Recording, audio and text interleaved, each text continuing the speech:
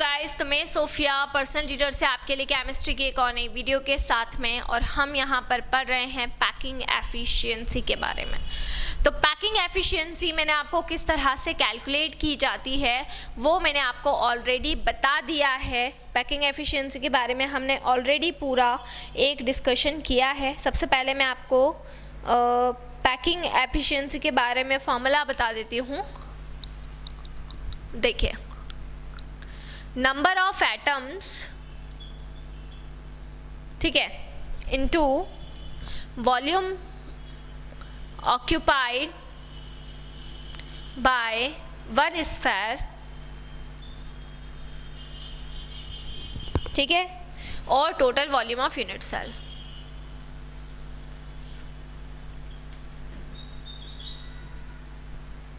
Into में 100। देखिए, ये होता है पैकिंग एफिशिएंसी का फॉर्मूला। इसमें सबसे मेन जो कॉन्सेप्ट है वो हम यहाँ पर डिस्कस करते हैं। इसमें सबसे मेन जो कॉन्सेप्ट है वो आपको पता होना चाहिए कि जितने भी हमारे क्यूबिक यूनिट सेल होते हैं उनके अंदर पार्टिकल्स का जो भी हमारा पार्टिकल्स हैं उनमें कंट्रीब्यूशन एटम्स का कितना हो रहा है, उसमें कितने एटम्स प्रेजेंट है, ये सबसे मेन पॉइंट होता है। और ये मैं बार बार आपको बोल रही हूँ, अगर ये आपको समझ में नहीं आएगा तो आपको कुछ भी समझ में नहीं आएगा। तो मैं एक बार फिर से आपको ये चीज़ बता देती हूँ। देखिए, बेसिकली जब हम बात करते हैं यूनिट सेल की, तो ये हमारा यूनिट सेल होता है। ये हमारा simple unit cell. Simple unit cell का मतलब है कि जो भी पार्टिकल्स रहते हैं वो इस तरीके से 8 कॉर्नर्स पर मौजूद होते हैं।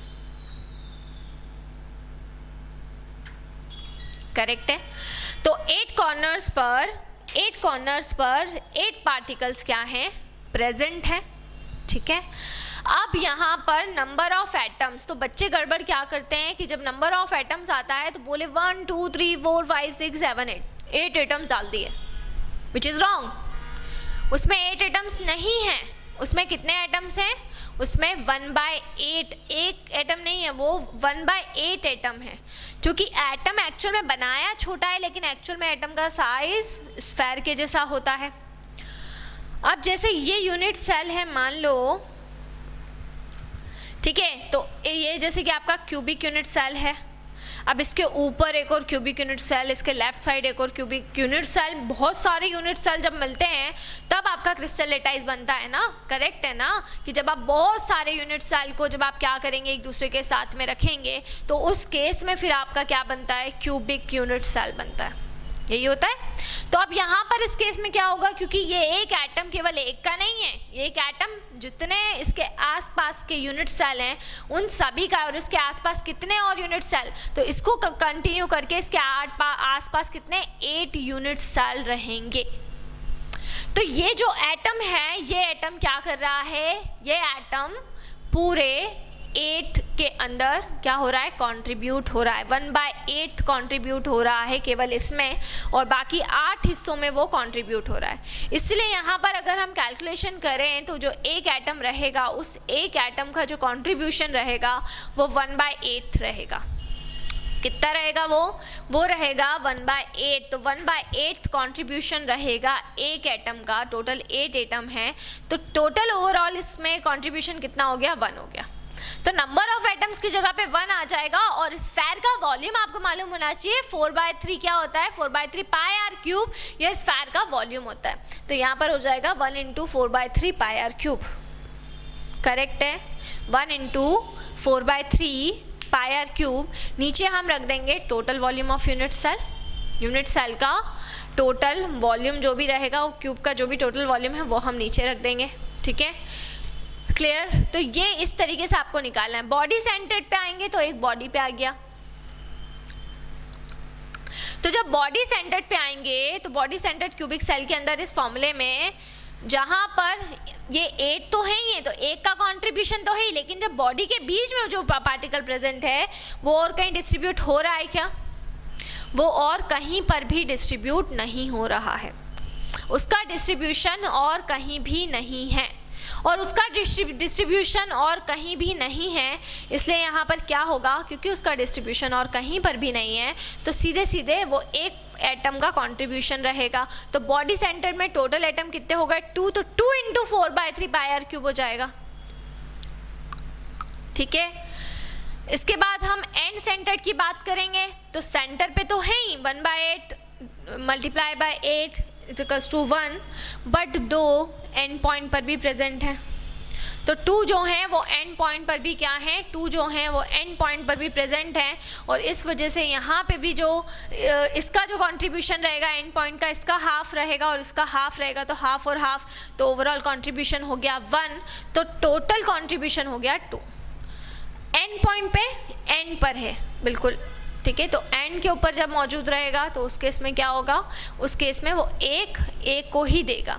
फिर फेसेस की अगर बात करेंगे तो फेसेस कितनी होती है, तो डाई देखिए आप लोगों ने लूडो वाली, उसके अंदर 6 फेसेस होती हैं। हर एक फेस के ऊपर आपने एक पार्टिकल ले लिया। देखो 1 2 3 4 और 5 6।